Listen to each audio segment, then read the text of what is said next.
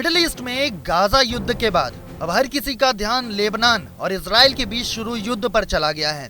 दरअसल बीते दिन ईरान ने इजराइल पर कई मिसाइल हमले किए, जिसके बाद अब इजराइल ने भी जवाब देने की कसम खा ली है। अब इजराइल और ईरान के बीच छिड़ी इस जंग ने दुनिया भर का ध्यान अपनी तरफ खींच लिया है। सूत्रों से मिली खबर के अनुसार ईरान ने हिजबुल्लाह चीफ नसरल्लाह की मौत का बदला ले लिया है। दूसरी तरफ इजराइल और ईरान के बीच जंग के चलते ग्लोबल मार्केट्स में भी दहशत का माहौल नजर आ रहा है। तो चलिए जानते हैं इजराइल ने इतने बड़े हमले को आखिर कैसे नाकाम किया और इस हमले के चलते इजराइल को जमीनी स्तर पर कितना नुकसान हुआ। मंगलवार की देर रात ईरान ने इजराइल पर करीब 200 से ज्यादा मिसाइलें दागी। देखते ही देखते पूरे सोशल मीडिया पर ईरानी हमले वीडियो वायरल होने लगे। वीडियो में तबाही का मंजर साफ तौर पर देखा जा सकता था, जिसे देखकर किसी की भी रूह कांप जाए। वीडियो में देखा जा सकता है कि इजराइल के तेल अवीव और दूसरे इलाकों में बरसात की तरह मिसाइलें गिर रही हैं।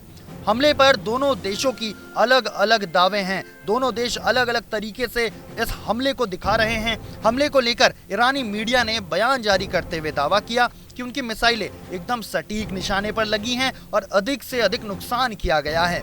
बता दें, ईरानी सूत्रों ने दावा किया है कि ऐसा पहली बार हुआ है जब इजराइल पर किसी देश ने हमले के लिए हाइपरसोनिक मिसाइलों का इस्तेमाल किया और ज्यादातर मिसाइलें एकदम सटीक निशाने पर लगी हैं। वहीं इजरायली रक्षा मंत्री योव गैलेंट ने इस पूरे मामले पर बयान जारी करते हुए कहा कि ईरान की ये गलती माफी के लायक बिल्कुल भी नहीं है। ऐसे में अब या तो ईरान रहेगा या इजराइल रहेगा। ईरान को अपने इस हमले के भयानक परिणाम भुगतने होंगे।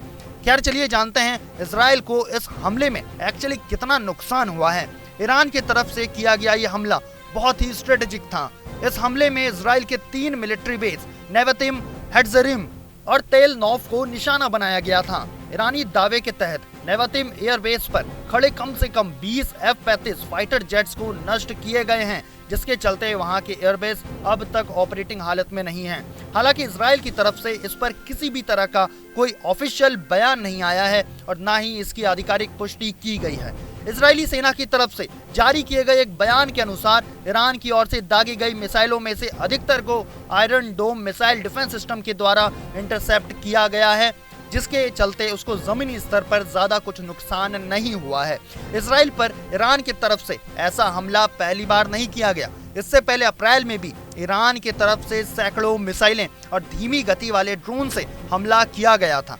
ईरान और इजराइल के बीच चल रहे इस युद्ध को विश्व युद्ध 3 के लिए ट्रेलर के तौर पर भी देखा जा रहा है।